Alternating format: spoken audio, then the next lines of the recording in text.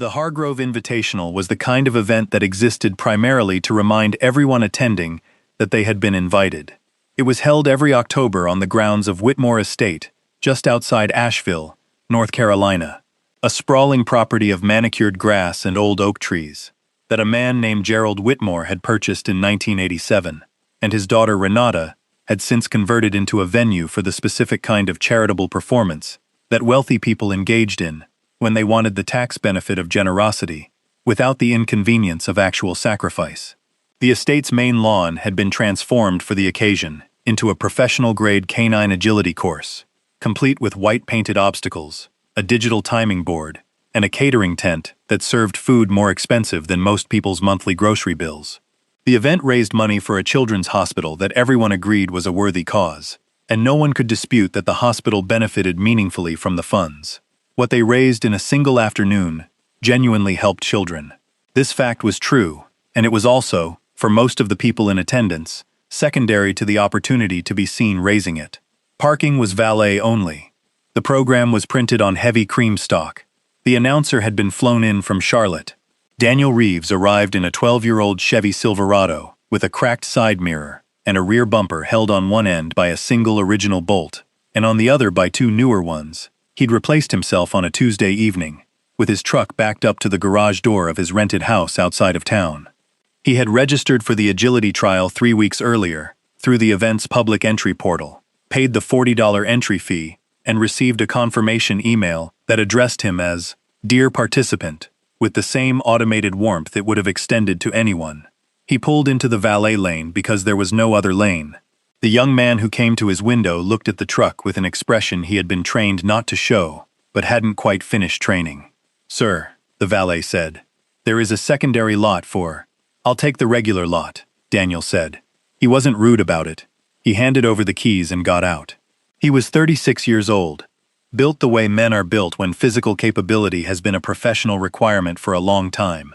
Broad through the chest and shoulders, lean everywhere else, with dark hair cropped close, and a face that had the particular weathered quality that comes from years spent in climates that were always either too hot or too cold, and never comfortable. He wore a plain navy Henley, dark canvas pants, and work boots that had seen considerable use.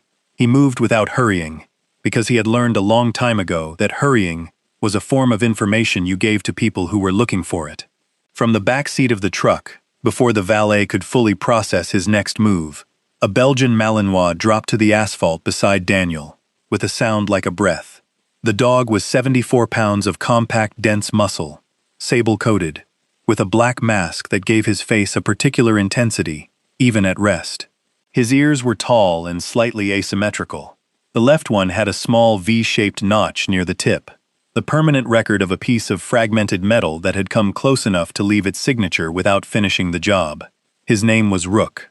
He was 4 years old, and he had been working since he was 18 months, and he carried himself with the specific quality that distinguished trained working dogs from every other animal in any room. An absolute economy of motion, nothing wasted, everything deliberate. Rook sat at Daniel's left heel without being told to, and looked at the estate grounds with the calm, comprehensive attention of a professional arriving at a new work site. The valet stared at the dog. "He's registered," Daniel said. He walked toward the main entrance. The check-in pavilion was staffed by 3 volunteers in matching blue polo shirts.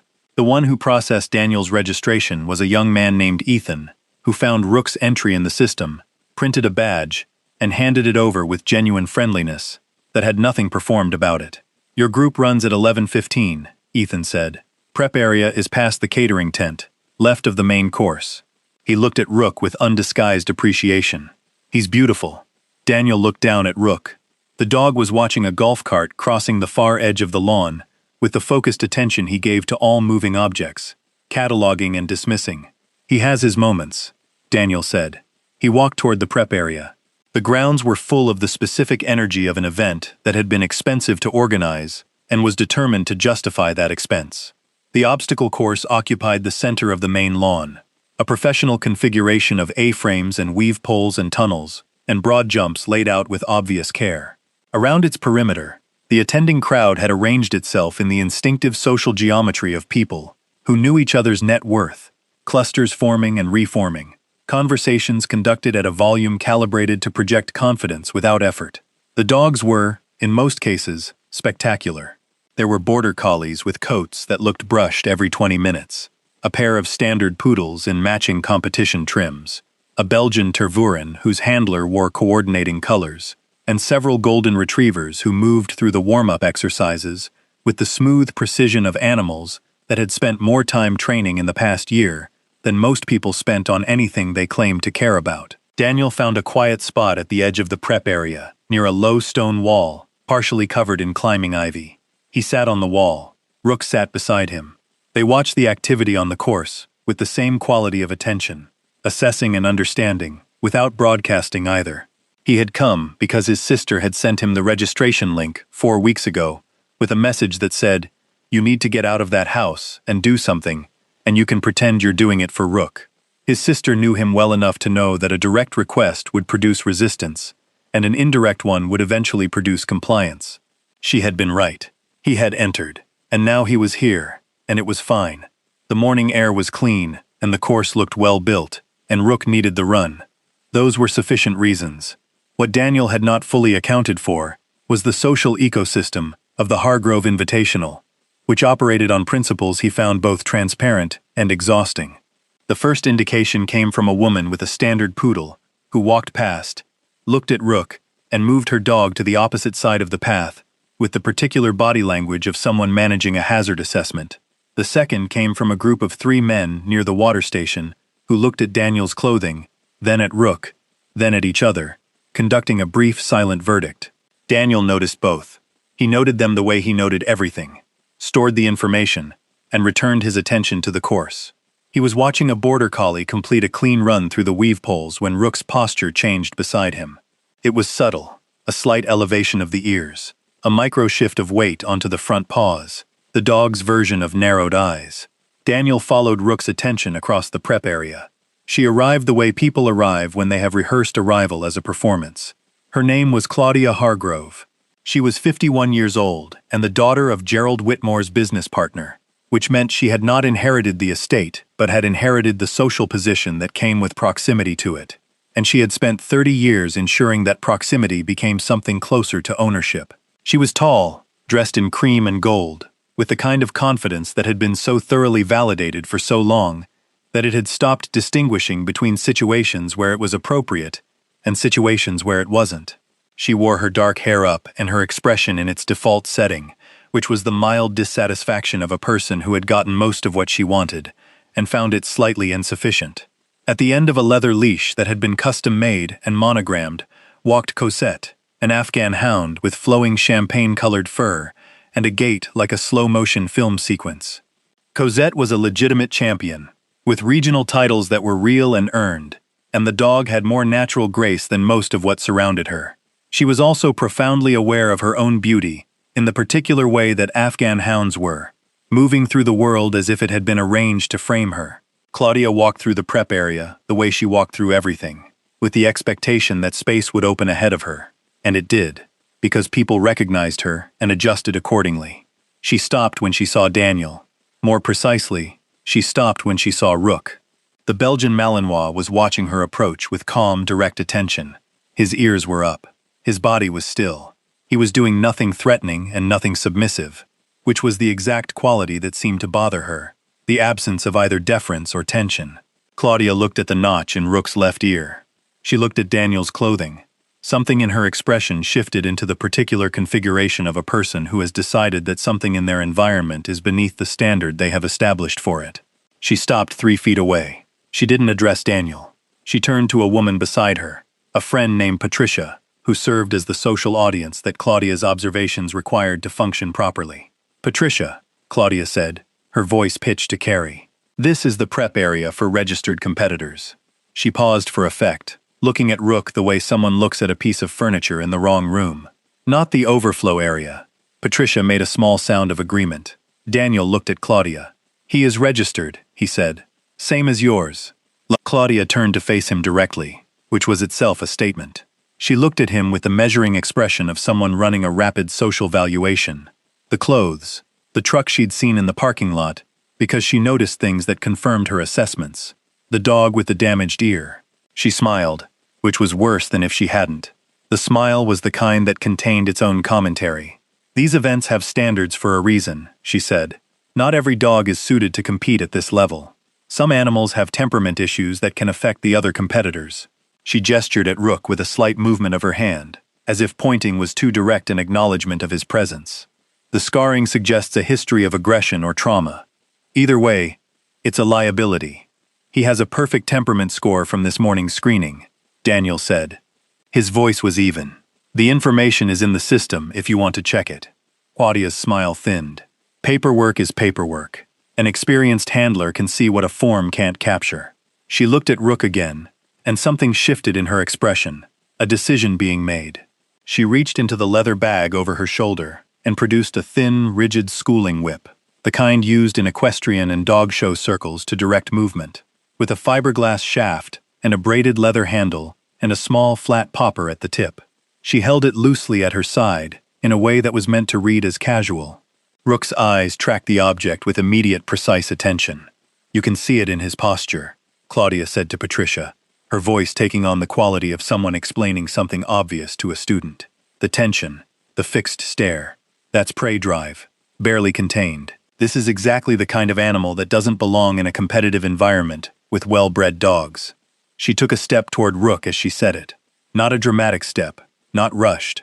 Just a step that closed the distance with the confidence of a woman who had moved through spaces, however she chose, for 50 years without consequence. Rook held his position. He didn't move toward her. He didn't move back. He watched her with the focused stillness of a working animal, assessing a variable in his environment. Daniel stood up from the stone wall. He said her name once, not loudly, just as a boundary. Claudia ignored it. She swung the schooling whip in a short horizontal arc, not a full strike, a dismissive flick, the kind of thing you might use to shoo an animal away from something. The popper caught Rook across the left side of his face, directly across the notched ear. The sound was sharp and small, and the lawn seemed to go very quiet around it. Rook made no sound. He didn't flinch away. His ears went flat for a fraction of a second, and then came back up, and he looked at Daniel with an expression that was entirely steady and entirely waiting, as if asking for the instruction that would tell him what this moment was. Daniel looked at the dog for 1 second. The stillness in his own face was the kind that takes years to develop. The ability to contain something completely and hold it without showing the container straining. He said one word to Rook. Sit. Rook sat. Claudia stepped back. She laughed, a short, bright social sound, directed at Patricia. She said something about instinct and unpredictability and the importance of standards. The people nearby had watched it. A few of them were looking away now. One woman near the water station had her hand over her mouth, not dramatically, just her fingers pressed to her lips, as if she were holding something in. Daniel looked at Claudia for a moment. Then he looked down at Rook. He crouched and ran his hand over the dog's left ear, checking it the way you check something you care about, after it has been handled by someone who doesn't. The ear was fine. There would be no mark. That wasn't the point. Claudia had already turned away. She was saying something to Patricia about Cosette's warm-up routine, her voice carrying the full restored confidence of a person who had delivered a verdict and moved on. Daniel stayed crouching for a moment, with his hand on Rook's head. He was thinking about the same thing he had thought about every time, in every context across 12 years, when someone with power used it carelessly, against something that couldn't argue back. He was thinking about the fact that the response to that was never what it felt like in the immediate moment. The response to that was patience and positioning and waiting for the situation to create its own justice, which it nearly always did, in his experience, if you were paying attention. He stood up. He looked at the course. 11:15 was 40 minutes away. He sat back down on the stone wall, and Rook sat beside him, and they watched the morning the way they always watch things, together, and quiet, and missing nothing. What neither of them knew was that 40 minutes was almost exactly how long it would take for the morning to change completely. The catering tent at the north edge of the lawn had been constructed 3 days earlier by a local events company that had done the Hargrove Invitational twice before. It was a large structure, 30 feet by 40, supported by a central ridgepole and 8 perimeter poles sunk into the soft October ground. The catering tables ran along 3 sides. A portable bar occupied the 4th. The flooring was interlocking composite panels laid over the grass. The whole thing was anchored by stakes and tension cables that the crew chief had marked in his logbook as installed per standard specification. What the logbook did not reflect was that the ground on the north edge of the Whitmore Estate lawn had a drainage issue that a wet September had significantly worsened. The soil in that section had been saturated for 3 weeks. The anchor stakes, which in dry, firm ground would have held their load without question, had been slowly shifting in the softened earth since the tent went up. The tension cables had compensating for this shifting by pulling on the perimeter poles with increasing force, and the perimeter poles had been pulling on the ridge pole, and the ridge pole had been carrying a load it had not been designed to carry alone. At 11:04 in the morning, the northeast anchor stake completed its slow migration through 6 inches of saturated soil and pulled free. The ridge pole snapped at its center joint with a sound like a rifle shot. The catering tent came down in approximately 4 seconds. It did not fall outward. It collapsed inward and downward. The canvas and the support structure and the catering tables and the portable bar and everything on every surface, descending in a single dense compression onto the composite floor panels and whatever was beneath them. 31 people were inside the tent when it came down. 28 of them were adults who sustained the impact, standing or seated, and came through the initial collapse with cuts and bruises, and the specific disorientation of people whose environment has just violated its basic agreement to remain stationary. 2 of them were injured seriously enough to need immediate assistance. A man in his 60s with a suspected broken wrist, and a woman whose leg was pinned under a fallen table. The 29th person was Claudia Hargrove, who had been standing near the bar when the ridgepole snapped and had been thrown sideways by the collapsing structure. She came up on her hands and knees in the debris, with a gash on her forearm, and her dress torn, and her composure entirely gone, which was its own kind of revelation. The 30th person was a catering staff member, who had been carrying a tray near the tent's entrance, and had partially cleared the collapse. The 31st person was 7 years old.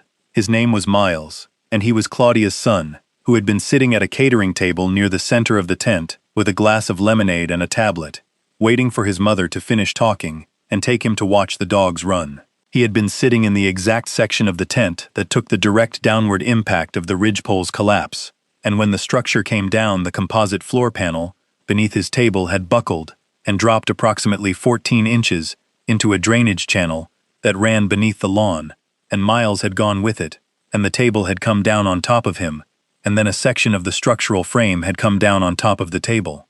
He was alive. He was conscious. He was in a pocket of space approximately 18 inches high and 22 inches wide, created by the angle of the collapsed table and the way the structural frame had landed. He was not badly hurt. He had a cut on his forehead and a bruised shoulder, and he was 7 years old and completely alone in the dark, inside a pile of wreckage, while outside the world was full of noise he couldn't interpret. He was also trapped in a way that was going to become critical very quickly.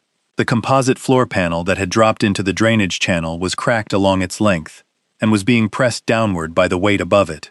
The drainage channel beneath it was a concrete-lined trench, 18 inches deep and 20 inches wide, and the panel was being pressed toward its floor. Miles was in the space between the panel and the frame above it, and that space was decreasing. Not quickly, but measurably. Daniel was at the far end of the prep area when the ridgepole snapped. He heard the sound and identified it before the collapse was complete, the way you identify certain sounds when your training has made the identification automatic. He was moving before the canvas had finished settling. Rook was beside him, which was where Rook always was. He covered the distance to the collapsed tent in approximately 12 seconds. By the time he arrived, the scene was what these scenes always were in the first 90 seconds. Loud and disorganized, and full of people whose shock expressed itself as motion without direction. People were pulling at canvas, calling names, grabbing each other.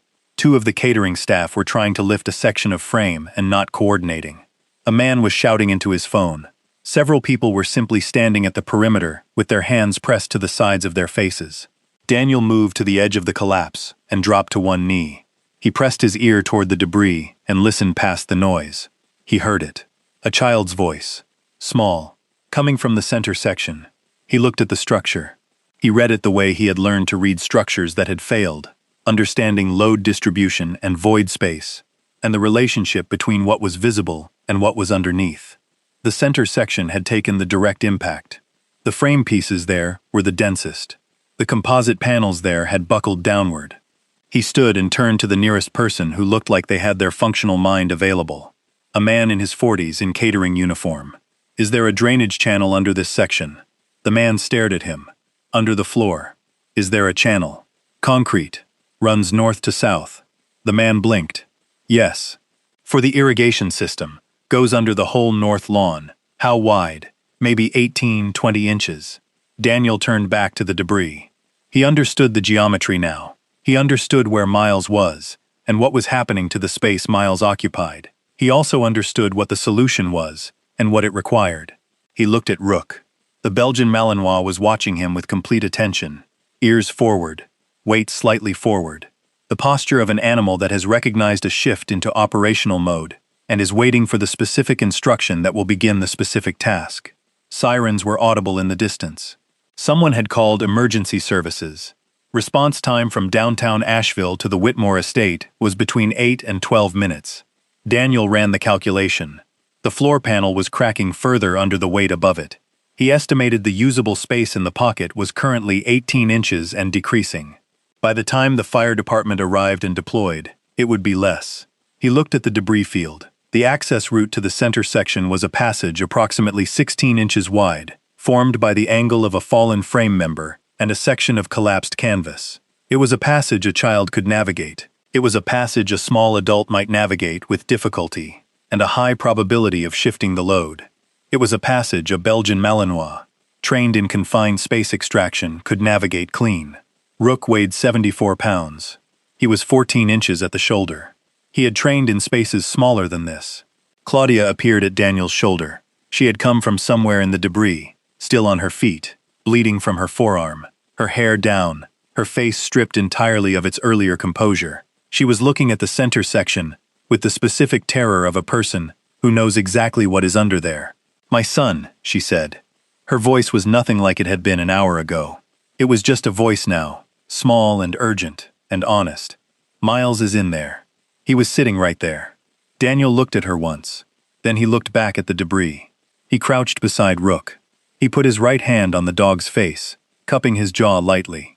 Rook looked at him with those steady amber eyes, and Daniel held that gaze for a moment. And in it was everything that 12 years of working together contained. Every training evolution, and every deployment, and every moment of the kind of trust that only forms when two living things have depended on each other, in situations where dependence was not optional. He pointed to the passage in the debris. "In," Daniel said. "Find." Rook dropped to his belly and moved forward into the wreckage without hesitation. He was gone from sight in 3 seconds. The lawn around the collapsed tent had gone from chaotic to a different kind of still, the kind that forms when people realize that something is happening that requires them to be quiet. The shouting had stopped. The pulling at canvas had stopped. People stood at the perimeter and watched the section of debris where a Belgian Malinois had disappeared, and where somewhere underneath, a child was trapped in a shrinking space. Claudia stood beside Daniel, with her arms wrapped around herself, not for warmth, just holding herself together, watching the debris. She did not say anything. There was nothing to say. An hour ago, she had stood on this same lawn and struck this man's dog across the face with a schooling whip and laughed about it to her friend. She understood, with a clarity that required no narration, exactly what that meant now. Daniel was watching the debris with the flat, focused attention of someone monitoring a situation they cannot directly control, which was its own particular discipline. He held the leash slack in his left hand, maintaining the physical connection to Rook through the line, even though the line served no functional purpose in the extraction. It served another purpose. It told Rook, through the particular language of tension and release that working dogs understand in their handlers, that his partner was present and attending. From inside the debris, nothing visible happened for 34 seconds. Then Rook's voice came through. A single sharp bark, the specific vocalization that meant located. And Daniel closed his eyes for 1 second, which was the closest he came to visible relief. He opened them and looked at Claudia. "He's found him," Daniel said. Claudia pressed both hands over her mouth. From the debris, a second sound, smaller. A child's voice, saying something neither of them could make out, but saying it. The sirens were getting closer.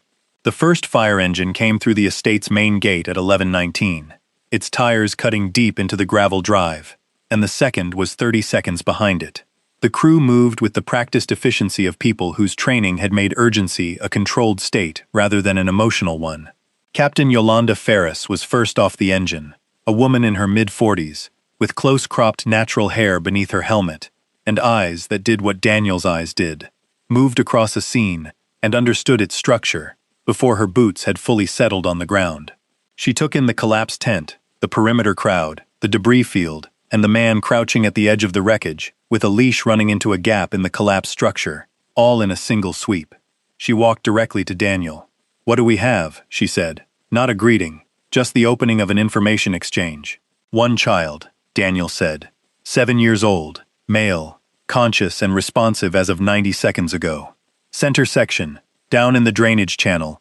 The floor panel buckled on impact. The channel is concrete-lined, approximately 18 by 20 inches. She gestured to the passage in the debris. "My dog is in there with him. Belgian Malinois, trained in confined extraction. He's got eyes on the boy." Captain Ferris looked at the passage. She looked at the leash in Daniel's hand. She ran the calculation visibly, the same one Daniel had run 4 minutes earlier. "What's the load situation above the pocket?" "Unstable. The frame came down on top of a composite panel that's cracked through. It's sitting on the channel walls. Weight is distributed, but the crack is propagating." He paused. "I'd estimate you have a workable window, but not a comfortable one." Ferris turned to her crew. "Martinez, Morrison, get the shore kit and the hydraulic spreaders to the north edge. Carefully." She emphasized the word with a look that communicated its specific meaning. She turned back to Daniel.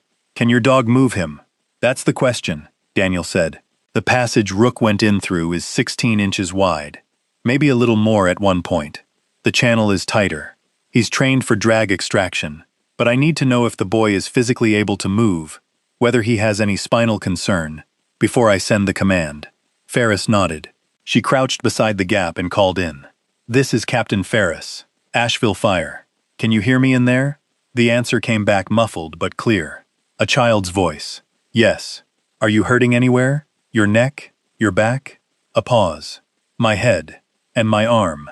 But I can move. I moved my legs." Ferris looked at Daniel. He was already looking at her. "He's ambulatory," she said. Daniel shifted his weight. He put his mouth close to the gap and spoke in a carrying but controlled tone. Not the volume of a shout, the volume of a command that expects to be obeyed.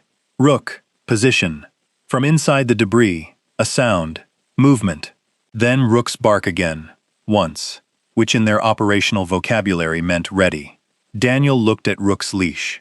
He held it with precisely calibrated slack, feeling through the line, the way a surgeon feels through an instrument, reading what the tension told him about where the dog was, and what the dog was doing. He looked at Captain Ferris. "If I send the extraction command, and the dog begins moving the boy toward this opening, I need your people to be ready to receive him the second he clears the debris. No reaching in, no pulling on the child. The dog will bring him to the threshold and release on command." Ferris nodded once. "Morrison," she said, without turning. "Come up to the left of this opening. Hands ready. Nothing, until I say." Morrison, a young firefighter with an impressive wingspan and careful hands, moved into position. Daniel looked at the gap one more time. He ran the geometry one more time. He did what he always did before committing to an irreversible action, which was to make sure there was no better option he hadn't seen. There wasn't. He said, "Rook, bring." For approximately 4 seconds, nothing visible happened. Then the leash in Daniel's hand went taut with a weight and resistance that told him exactly what was happening 20 feet into the debris. A 74-pound dog applying everything he had against the dead weight of a frightened child in a confined space, pulling with the slow, controlled power of an animal that had trained this movement until it lived in his muscles as instinct.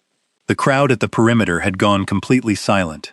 40 people standing in the October morning air, not moving, barely breathing, watching a line of leather running into a crack in a collapsed structure. Miles came out crying, which was the best possible sound. He came out face up, his blue blazer bunched at the collar where Rook's grip had held him, his sneakers emerging last from the gap, and Morrison had him the moment he cleared the debris, lifting him with the practiced gentleness of someone who understood that a child who had just come through something like this needed to feel secure before anything else. Rook came out immediately behind him. He emerged from the gap, stood up, shook the debris dust from his coat with a single full-body shake, and walked back to Daniel's left side. His breathing was elevated. He had a fresh scrape along his right shoulder where the passage had been tight enough to take something from him. His notched ear had a thin line of red at its base, where the debris had caught it. The same ear that had caught Claudia's whip less than an hour before. He sat. He looked up at Daniel. Daniel crouched and put both hands on the dog's face, the way he had done before sending him in.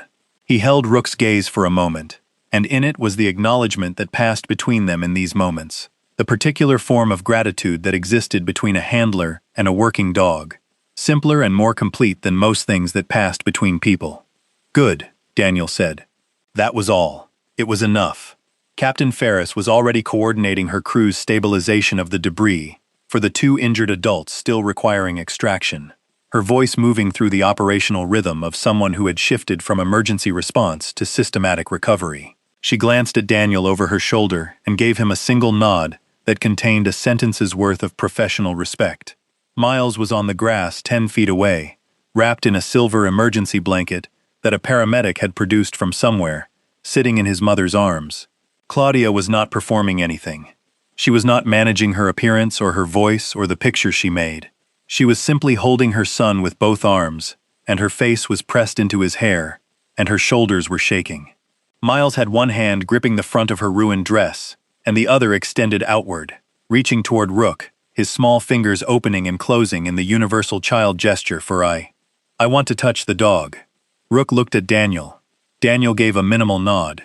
Rook walked the 10 feet to where Miles sat and stood in front of him, and lowered his head until it was within reach. Miles's hand found the top of the dog's head, the fingers pressing into the short, dense fur, and the boy made a sound that was half cry and half something else, the sound of a child whose body has finally decided it's safe enough to fully feel what just happened. Rook stood still and let him. Claudia looked up from her son's hair.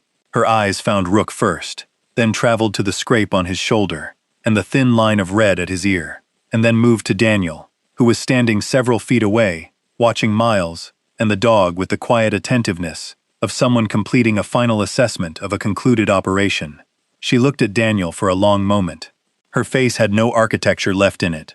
Whatever the morning had been built on had come down with the tent. She said his name. She didn't know his name. She said, "Sir." Daniel looked at her. "I need to say something," Claudia said. Her voice was stripped entirely of its earlier register. It was just a voice.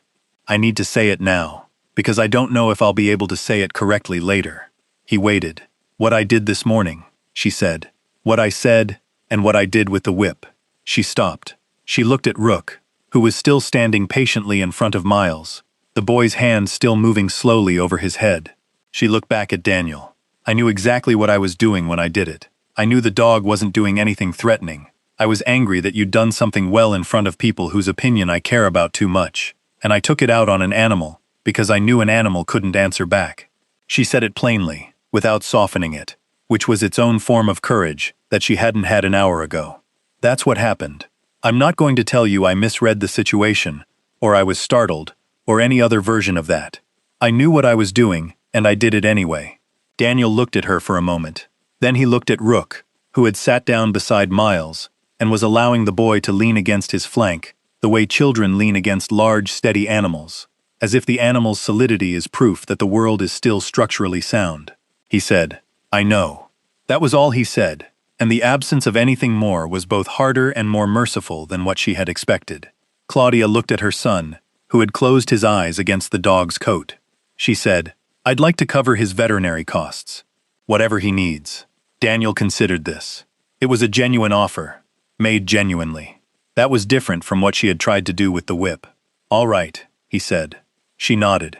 She pressed her face back into Miles's hair and held him. The paramedics arrived at that moment with a stretcher, and the business of the next several minutes became medical and logistical, Miles being assessed, and the 2 injured adults from the tent being stabilized for transport, and the fire crew completing their methodical work on the debris. Daniel moved away from the immediate area. and sat on the same low stone wall where he'd been sitting before the morning changed. Rook came with him, walking slightly more deliberately than his normal gait, favoring the shoulder with the scrape. Daniel checked the scrape carefully, pulling the fur back to look at the skin beneath, then checked the ear. Neither was serious. Both needed cleaning, and the shoulder would need monitoring. He took a water bottle from the side pocket of his canvas pants, poured some into his cupped hand, and Rook drank from it. They sat for a while in the kind of quiet that follows things that have used a lot of noise to happen. A woman appeared beside him. She was in her late 30s, slim, with red hair, and a direct manner, and a press badge clipped to her jacket, that she had apparently already been wearing when the tent came down. Her name was Allison Bray, and she was a features writer for a regional magazine that covered, among other things, the charity circuit of Western North Carolina, which was how she had come to be at the Hargrove Invitational. She had been outside the tent when it collapsed, and she had watched everything that followed. She said, "Do you mind if I sit for a minute?" Daniel looked at the badge, then at her. "Go ahead." She sat on the wall at a respectful distance. She didn't immediately produce a notebook or a phone, which he noticed. She said, "I'm not going to ask you for a quote right now if you don't want to give one." He looked at her. "Then what are you doing?" She looked at Rook. "I've been covering these events for 3 years," she said. "I watched what that woman did to your dog this morning. I watched the whole thing." She paused. "I didn't say anything when it happened." She said it directly, holding it out without softening it. "I could have, and I didn't. I want you to know, I'm aware of that." Daniel looked at the debris field, where Captain Ferris's crew was still working. The afternoon would be full of statements and insurance adjusters, and event postmortems. There was a lot of mourning left to process. "Why are you telling me?" he said. "Because I'm going to write about what happened today," she said, "and I think the true version of it is important." She looked at Rook again. He pulled a child out of a collapse with a fresh injury. She was quiet for a moment. "I don't want to write the version where that's a footnote." Daniel was quiet. He had a specific relationship to being written about, which was that he preferred not to be, and a specific relationship to accurate information, which was that he thought it mattered. These two things were in a familiar tension. He said, "He's not a footnote kind of dog." She smiled, briefly. "No, he doesn't look like he is." Daniel looked at the field. The crowd that had been observing from the perimeter had shifted in its composition. The people who had been standing clustered in their social geometries earlier, the same people who had watched Claudia's performance at the prep area, with the particular complicit silence of those who benefit from not intervening, were standing differently now. Some of them were not making eye contact with each other. Some of them were looking at the section of lawn where Rook had gone into the debris and come back out with a child. A man in a polo shirt came over to where Daniel sat. He was in his 50s, heavy-set, with an honest face that was currently carrying something it needed to put down. He stopped several feet away. "I want to say something," he said. His voice was the voice of a man who had rehearsed the sentence twice, and still wasn't sure it was enough. "I was standing near you this morning. When the woman hit your dog," he cleared his throat. "I didn't say anything. I should have, and I didn't." He looked at Rook. "That dog just saved a child's life in front of all of us. And this morning we all stood there and watched him get hit." He shook his head once, not theatrically. "That's on me. I just wanted you to know I know that." Daniel looked at the man. He said, "Appreciate that." The man nodded and walked away. A few minutes later, a teenager in volunteer uniform came over. A girl of about 17, with the kind of posture that suggested she'd been waiting for the courage to approach. She said, "Your dog is amazing, and I'm sorry I didn't say anything either when—" He looked at her. "What's your name?" "Emma." "Emma, you're 17. She looked at him, uncertain where this was going. He said, "At 17, in a crowd of adults who aren't speaking up is harder than it looks." He looked at Rook. "You know now. That's what matters." Emma looked like she was going to say something else, then just nodded and walked away. This pattern continued, in various forms, for the next 20 minutes. People coming to the stone wall, where Daniel sat, some of them with apologies, some of them with questions, some of them simply standing nearby, as if proximity to the man and the dog was something they needed for reasons they couldn't entirely articulate. He received all of it with the same quality of attention, brief, direct, neither dismissing nor extending. Captain Ferris came by when her crew had completed the extraction of the 2 injured adults, and the debris had been assessed and secured. She looked at Rook's shoulder. He needs to be seen today.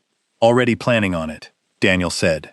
She studied Daniel for a moment, with the assessing look of one professional taking the measure of another. 12 years, she said. That's what the registration says. Your service record. He looked at her. You ran my registration. Standard protocol, when a civilian assists in an emergency response. She said it without apology. 12 years SEAL teams. 2 deployments Afghanistan, 1 Iraq. K9 handler certification, 3 years. She paused. You know what your dog did in there is not a small thing. He looked at Rook. He knows his job. Ferris shook her head slightly. I've been doing this for 19 years. We train for confined space extraction. We have specialized equipment and a full crew and training hours that cost the county real money. She gestured at the debris. What your dog did in there, in an unfamiliar space, with no preparation, on a fresh injury. I'll be honest with you. I don't know if we could have gotten to that boy in time without him. Daniel didn't say anything. Ferris said, I'm going to put it in my report exactly as it happened. He nodded. She started to walk away, then stopped. One more thing. She turned back. The woman with the whip. That's going in my report too. She paused. In this state, striking a certified military working dog is a criminal offense. Class 1 misdemeanor minimum. Class H felony, if the injury is significant enough. I've already spoken to the officer who arrived with the 2nd unit. She held his gaze. You didn't ask for that. But it's the right thing to do, Daniel said. You do what you think is right. Ferris nodded and walked back toward her crew. The event grounds were a different place than they had been at 9 in the morning. The catering tent was a controlled debris field with emergency tape around its perimeter. 2 ambulances had come and gone. The agility course stood in the center of the lawn untouched, its white-painted obstacles precise and pointless feeling now, the timing board blank. Most of the attendees had not left, which was interesting. They stood in groups or alone, and the conversations that were happening were different in quality from the conversations of the morning. Less managed, less performed. Gerald Whitmore himself, the estate's original owner, had come down from the main house when he heard the collapse. He was 81 and moved slowly, and had the bearing of a man who had outlived several versions of himself and was comfortable with all of them. He had been briefed by his estate manager on what had happened, both the collapse and what preceded it, and he had stood at the edge of the debris field for a while, watching the fire crew work. Now he made his way to the stone wall. He sat down beside Daniel without introduction. He looked at Rook for a long moment. I knew a man like you once, he said. His manner was not grand. He spoke the way very old people sometimes speak, without the performance of saying something important, just saying it. Served in Korea. He had a dog, not military trained, just a dog he'd found. He said that dog knew him better than anyone alive. He paused. I never fully understood what he meant, until I watched yours go into that wreckage today. Daniel looked at the old man. He wasn't sure what to say, so he didn't say anything. Whitmore looked at the agility course. This event, he said. He shook his head slightly. My daughter built this to do good, and it does do good. The hospital gets real money. But somewhere along the way, the event became about something else too. He was quiet for a moment. I watched that woman strike your dog this morning. From up there. He gestured toward the main house. I should have come down, Daniel said. You're here now. Whitmore looked at him. That's a generous way to put it. It's an accurate one, Daniel said. The old man was quiet for a while. Then he said, What's his name? Rook. Whitmore looked at the dog, who was sitting upright beside Daniel, watching a red-tailed hawk that had appeared in the oak tree at the edge of the lawn, and was regarding the chaos below it, with the detached interest of something that operated on a different timeline. Rook, Whitmore said. He nodded slowly, as if confirming something he'd already suspected. That's a good name for a dog like that. They sat for a while, the 3 of them, the old man and the veteran and the dog, while the October afternoon settled over the Whitmore estate, and the emergency vehicles completed their work, and the people who had come for an event found themselves in the middle of something they hadn't expected and couldn't quite leave. 40 feet away, Claudia was sitting on a folding chair that a paramedic had produced, her son asleep against her side, the silver blanket still around his shoulders. She had her phone in her hand, but she wasn't looking at it.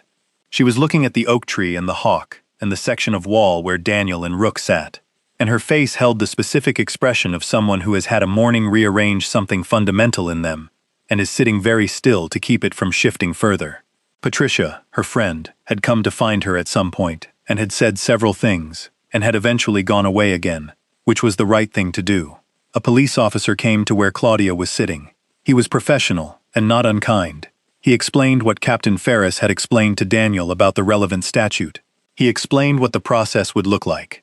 He said she should have representation present when she made her formal statement. Claudia listened. She said, "I understand." She said, "I'll cooperate fully." She looked at Rook across the 40 feet of lawn between them. The dog was watching the hawk. His notched ear was visible from where she sat, and the thin line of red at its base was visible too. She said to the officer, "Whatever the consequence is, it's the right consequence." The officer wrote something in his notebook and left. Miles stirred against her side. He opened his eyes and looked up at her with the disoriented expression of a child who has been asleep in a difficult situation and is reassessing his surroundings. "Is the dog still here?" he asked. "He is," Claudia said. "Can I see him again?" She looked across the lawn. She looked at Daniel, who had not moved from the stone wall. She stood up carefully, keeping one hand on Miles's shoulder, and walked toward the wall. She stopped several feet away. She said to Daniel, "My son is asking for Rook." Daniel looked at Miles, who was looking at Rook with the specific expression of a child who has decided that a particular animal is important to him in a way he doesn't have words for yet. Daniel looked at Rook. With him. Rook stood and walked the few feet to Miles and sat down in front of the boy, close enough that Miles could reach his head without stretching. Miles put his hand on Rook's head. He said, "You were in the dark with me." Rook looked at the boy. "It wasn't as scary after you came," Miles said. Claudia stood behind her son with her hand on his shoulder and looked at the back of his head, and then at the dog, and then at Daniel, and whatever she was going to say she didn't say, because there wasn't anything that was equal to the moment, and she had spent enough of the morning saying things that weren't equal to the moment they were in. Daniel looked at her and gave a minimal nod, which was acknowledgement without absolution, and was what the situation actually called for. The hawk in the oak tree spread its wings and lifted off, and crossed the sky above the estate in a long, clean arc, and the afternoon moved around them all, and the light on the Whitmore lawn was the particular gold of October in North Carolina, which was beautiful in a way that had nothing to do with whether the people in it deserved it or not. It was simply there, the way Rook was simply there, the way certain things are. The formal statements took most of the afternoon. A second police unit arrived at noon, and the officer in charge, a detective named Soto who wore plain clothes and carried a notebook with the corners bent back from use, conducted interviews with methodical patience. He spoke to Captain Ferris first, then to the catering staff, then to the witnesses who had been near the prep area during the morning's confrontation. He was the kind of detective who asked the same question in 3 different ways, not because he hadn't understood the first answer, but because the third version sometimes contained information the first 2 hadn't. He came to Daniel last. They sat in the shade of the oak tree, away from the remaining crowd. Rook lay at Daniel's feet, his breathing slow and even, the operational alertness of the morning, replaced by the deep rest that working animals took when the work was done and they were somewhere safe. Soto looked at the dog for a moment before he opened his notebook. He said, "Before we get into the formal part of this," he paused. "I was in the Army. Military police, 8 years. I've worked with handlers and dogs in 3 different postings." He looked at Rook's shoulder, where Daniel had cleaned and dressed the scrape with a first aid kit from his truck. "I want you to know, I understand what I'm looking at," Daniel said. "All right." Soto opened his notebook. "Walk me through the morning from arrival." Daniel walked him through it. He was precise and chronological, and he didn't editorialize. He described Claudia's approach, her words, the movement with the whip, the contact with Rook's ear. He described it the way he would describe an incident in a debrief, with the specific factual language of someone who understood that the value of a report was in its accuracy and not its drama. Soto wrote steadily. He asked 3 clarifying questions. He looked up when Daniel finished. "You didn't report it at the time," Soto said. "Not a criticism, just noting it." "No," Daniel said. "Why not?" Daniel thought about this for a moment. Not because it was a complicated question, but because he wanted to give it an honest answer rather than a convenient one. Because reporting it wasn't going to change what had already happened to Rook, he said, and because the situation was going to develop on its own. He looked at the detective. I've worked in environments where you learn to distinguish between things that need immediate intervention and things that need documentation and patience. This was the second kind. Soto considered this.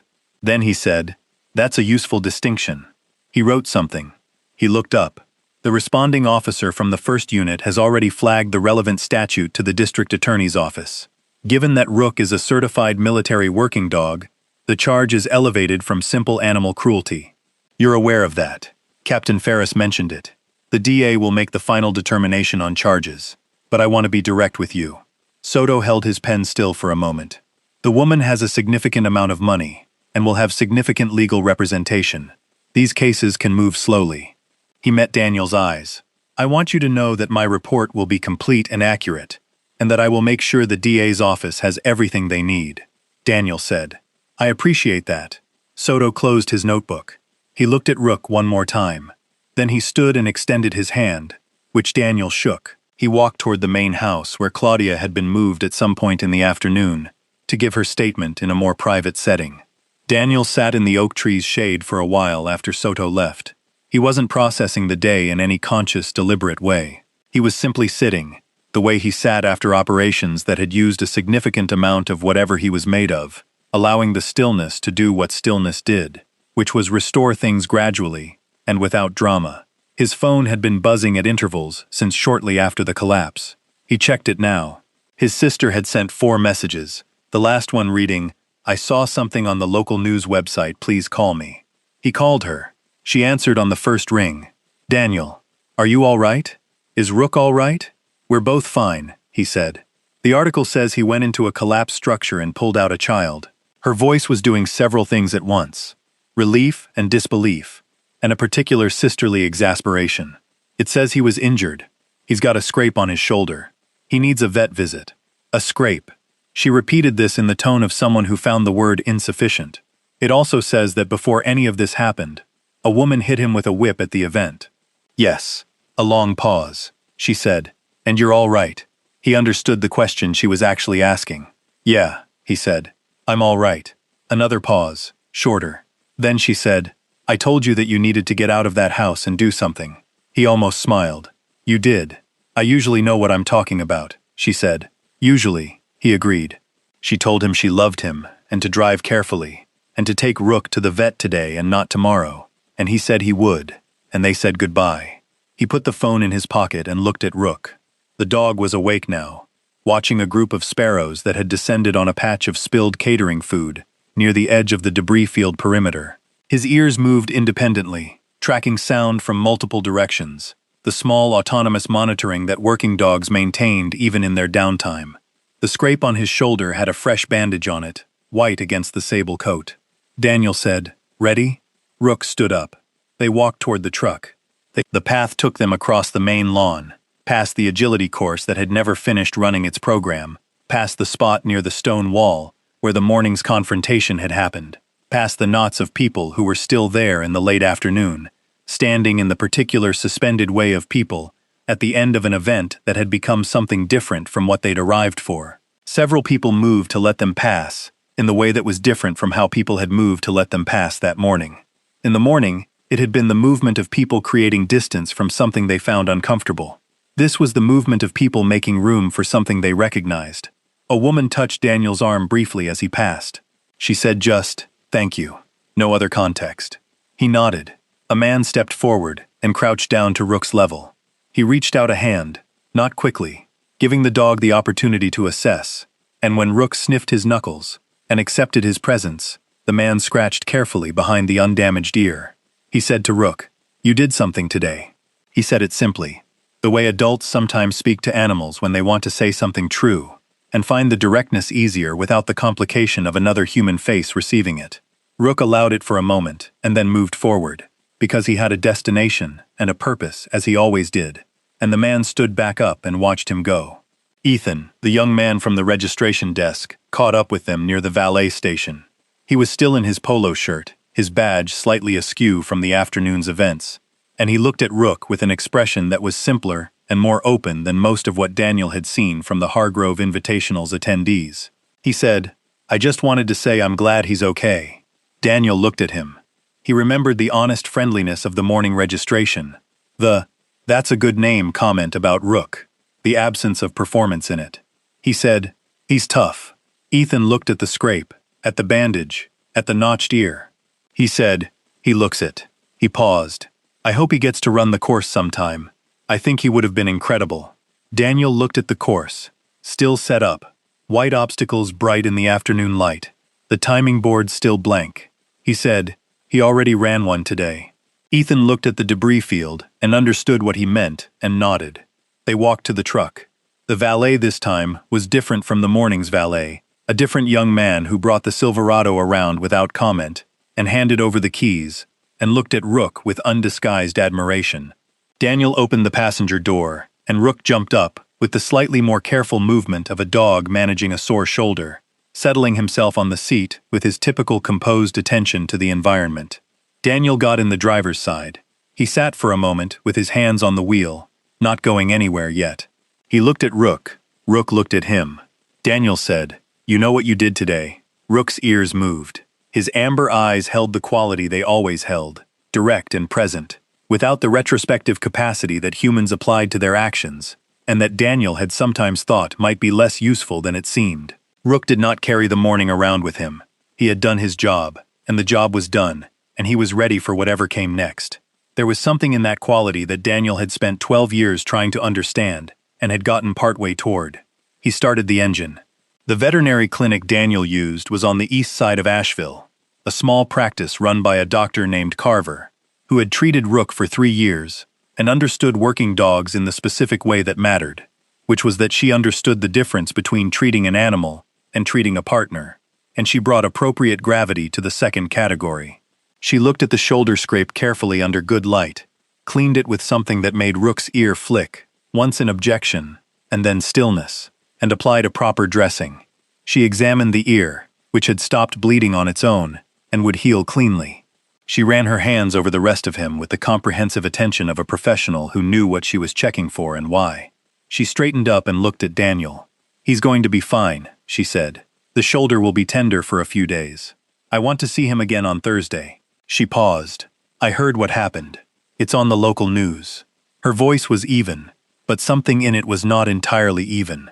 She looked at Rook, the strike to the ear, and the work he did afterward on a fresh injury. She was quiet for a moment. "He's a remarkable animal, Daniel." He looked at Rook, who was sitting on the examination table, watching a framed print of a mountain landscape on the clinic wall, with the calm, comprehensive attention he gave to everything. He said, "Yeah." Dr. Carver made a note in her file. She said, without looking up, "The news article mentioned the woman's name, Claudia Hargrove." Daniel said nothing. She looked up. "It mentioned the charge." She paused. "I want you to know that I'll provide complete veterinary documentation of both injuries if it's needed. The strike and the operational injury from the extraction." She held his gaze. "It'll be accurate, and it'll be thorough." He said, "Thank you." He drove home in the early evening, through the part of the drive where the road came out of the trees, and the western sky was visible all at once, and it was doing what October skies in North Carolina did at this hour, going from gold to a deep copper, to the particular blue that came just before full dark, and the mountains were dark shapes against it. His house was small and well kept, and sat at the end of a gravel road, with a field behind it, where Rook ran in the mornings. He had bought it because of the field, and because of the quiet, and because after 12 years of environments that were never quiet, and rarely still, quiet and still, were what he needed, the way other people needed proximity to other people. He fed Rook before he fed himself, which was always the order. He changed the dressing on the shoulder with clean materials, from the kit in the bathroom cabinet. Rook patient, and cooperative as always through the process. His eyes tracking Daniel's hands with the trust of an animal that had learned the difference between handling that hurt you and handling that was trying not to. He made himself something to eat and sat at the kitchen table with it and didn't taste it much, which happens sometimes after days like this, the body present and the mind somewhere else, processing. His phone buzzed with a number he didn't recognize. He looked at it for a moment, then answered. A man's voice, clear and measured, the voice of someone accustomed to being listened to. "Mr. Reeves." "Yes. My name is Gerald Whitmore. We spoke briefly this afternoon." "On the wall," Daniel said. I remember. I want to say something I didn't say this afternoon, the old man said, though I'm not sure I have words that are adequate to it. He paused. I've been thinking since you left. About what I watched this morning, both parts of it, and about the kind of man who does what you did in both parts of it. Daniel waited. I've hosted this event for 11 years, Whitmore said. It's raised a significant amount of money, and I believe in what that money does. But I've also allowed it to become a place where a certain kind of behavior was tolerated, because the people engaging in it were writing checks, and that is a thing I intend to change. He was quiet for a moment. I wanted you to know that directly, not through the news or through someone else's account of it. Directly, Daniel said. I appreciate that. I also want to extend a formal invitation for you and Rook to return next year. Whitmore's voice had something in it that was not quite humor, but was adjacent to it. I suspect the record on the agility course could use a proper challenge. Daniel looked at Rook, who was lying on his bed in the corner of the kitchen, the side of his face pressed flat against the edge of it in the specific way he slept when he was deeply comfortable, which was a thing that still gave Daniel a small, quiet satisfaction every time he saw it. He said, I'll think about it. Good, Whitmore said. That's all I can ask. He paused one more time. Mr. Reeves, what your dog did today. He stopped, as if the sentence needed a different ending than the one he'd planned. He said, I'm grateful. That's the word. Just that, Daniel said. He did his job. Whitmore said, yes, but the job was worth doing. There's a difference. They said goodbye, and Daniel set the phone down on the table. He sat for a while in the kitchen with the remains of his meal, and the quiet of the house around him. Outside, the field behind the house was dark, and the stars were beginning to show through the window over the sink, the same October stars that had been there before the morning, and would be there after everything the morning had contained, had been processed and filed, and become part of the accumulated record. He thought about Miles asleep against Rook's flank on the lawn, the boy's small hand moving slowly through the dog's fur.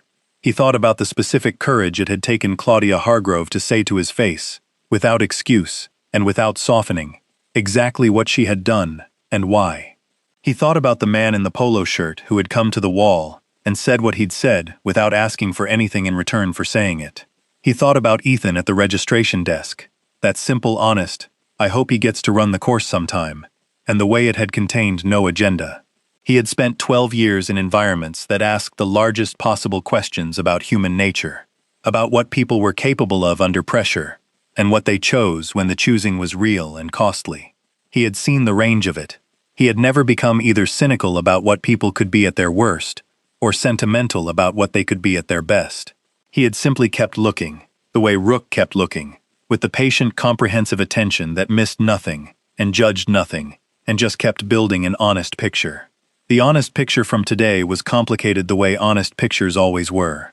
It contained Claudia's cruelty and her courage. It contained the cowardice of 40 bystanders, and the dignity of the man in the polo shirt, and the teenager named Emma, who had come to the wall with her conscience already working. It contained Captain Ferris and Detective Soto, and Gerald Whitmore, calling from a house full of decades, and trying to find adequate words. And it contained Rook, in a 16-inch gap in a collapsed structure, moving through the dark toward a frightened child, his injured ear grazing the debris, his sore shoulder taking the passage's edge, pulling with everything he had, because that was what the job required, and the job was the job, and he did it the way he did everything, completely and without reservation, and with no interest in whether anyone was watching. Daniel looked at the dog in the corner. Rook's tail moved once, slow and certain, without him fully waking. The specific movement of a dog whose sleep had registered the quality of the attention being paid to him and responded to it in the language available. Daniel said, quietly, across the kitchen, "Good boy." Rook's tail moved again, then was still. Outside, the field was dark and quiet, and the stars were the same stars, and the mountains were the same mountains, and October in North Carolina continued doing what it did, indifferent and beautiful. And inside the small house at the end of the gravel road, a man and his dog rested in the particular piece of people who had done the thing that needed doing and come home. That was enough. It was, in Daniel Reeves's experience, almost always enough. The next morning he drove Rook to the field before dawn, the way he always did, and Rook ran the way he always ran, fast and clean and entirely present, the sore shoulder carrying him without complaint, the notched ear cutting the early air, and the darkness at the edge of the field pulling back the way darkness always did. Gradually, inevitably, the way it always had and would, making room for whatever the day turned out to be.